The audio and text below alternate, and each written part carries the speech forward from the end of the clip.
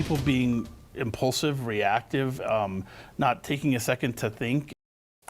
Denver police say an alarming number of minor arguments escalated to murders last year. And these are always tough statistics, but the department was releasing its analysis of murders in the year 2022.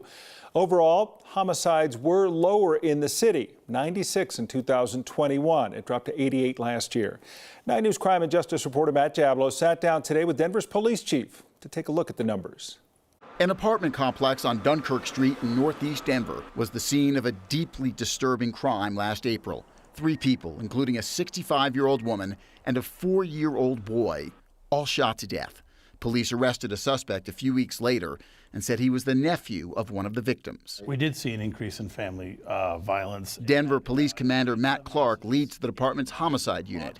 He says the triple murder was part of a troubling trend. In 2021, there were only 2 murders connected to what police describe as family violence. That number increased to 7 last year. All these shouldn't have happened. These shouldn't have happened. Certainly a concern that, that family members get into conflict that results in, that has tragic results. Denver Police Chief Ron Thomas says family violence isn't his only concern. There was also an increase last year in the number of murders that resulted from an argument or confrontation that quickly escalated.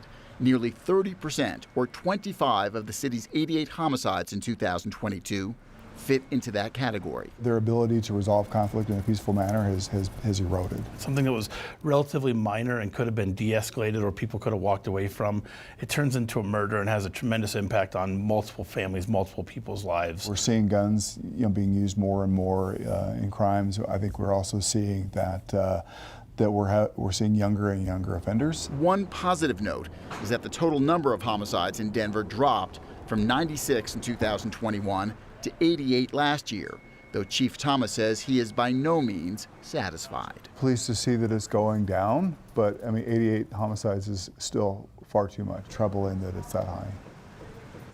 DPD says their clearance or solve rate for homicides was 78% last year. It was 72% in 2021.